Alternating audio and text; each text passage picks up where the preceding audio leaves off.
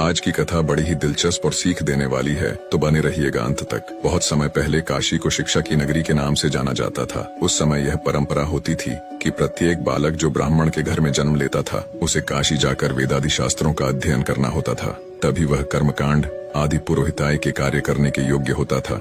एक बार की बात है, एक पंडित जी ने अपने बेटे को भी शास्त्रों के अध्ययन के लिए काशी भेजा। सभी शास्त्रों का अध्ययन करने के बाद पूरी तरह सब कुछ कर निपुण होकर बालक अपने गांव लौटा। बेटे की आने की खुशी में पंडित जी ने एक भव्य उत्सव का आयोजन करवाया, जिसमें ज्ञान चर्चा का विषय भी रखा गया। उसमें नए पंडित जी को शास्त्रोक्त तरीके से ग्रामवासियों की समस्याओं का समाधान करना था।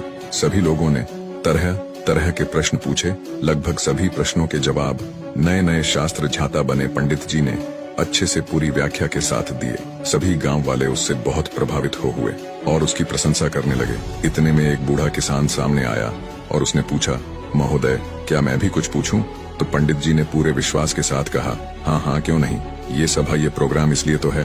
किसान बोला, ठीक है, तो बताइए, पाप का गुरु कौन है? पंडित जी ने अपने विवेक पर जोर दिया, परंतु इसका उत्तर नहीं मिला। सोचा, बहुत से गुरुओं के बारे में सुना है, पर ये पाप का गुरु किस खेत की मूली है, इसके बारे में तो कभी नहीं सुना। लगता है मेरा ज्ञान अभी संपूर्ण नहीं हुआ है। और वह वहीं से वापस काशी को रवाना हो गए। काशी जाकर उन्होंने अपने सभी गुरुओं से पूछा, लेकिन इस प्रश्न का जवाब उन्हें कहीं से नहीं मिला। हताश और निराश होकर इस बार पंडित जी अपने अंतिम गुरु के पास गए तो उन्होंने कहा, वत्स, इसका जवाब तुझे एक पापी ही दे सकता है। पंडित जी की आंखें आशा से चमक उठी। उन्हें लग रहा था कि अब उनको इस प्रश्न का उत्तर मिल जाएगा। उन्होंने तुरंत पूछा, ऐसा पापी कौन है और कहाँ मिलेगा? गुरुदेव बोले, मैं तो किसी पापी को नहीं जानता, लेकिन एक वैश्या है, वह तुम्हारे इस प्रश्न का जवाब दे सकती है।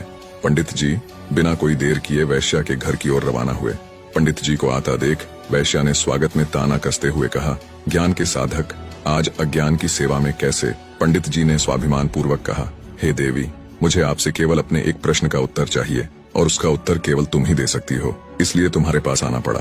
मुस्कुराते हुए वैश्या बोली, पूछिए महाशय, ऐसा कौन सा प्रश्न है जिसका जवाब केवल मैं ही दे सकती हूँ? पंडित जी बोले, मैं जानना चाहता हूँ कि पाप का गुरु कौन है। वैश्या ठहाका लगाकर हंसी और फिर गंभीर होकर बोली, महाशय, इसके लिए आपको कुछ दिन यहाँ रहना पड़ेगा। अब पंडित जी इस प्रश्न के उत्तर में पहले ही काफी भटक चुके थे, इसलिए उन्होंने वैश्या की बात मानकर वहाँ रहना स्वीकार कर लिया। लेकिन पंडित जी बोले, हे देवी, मैं यहाँ रह तो लूंगा, लेकिन खाना पानी अपने खुद के हाथ का बनाया हुआ ही लूंगा। वैश्या बोली, जी अवश्य। इस तरह 4 दिन बीत गए। प्रतिदिन पंडित जी खाना बनाते और अपनी पेट पूजा करते थे। आखिर परेशान होकर पंडित जी ने वैश्या से पूछ ही लिया, हे देवी, मुझे मेरे प्रश्न का जवाब कब मिलेगा? वैश्या बोली, थोड़ा धैर्य धारण कीजिए महोदय, बस 1 दिन की और बात है,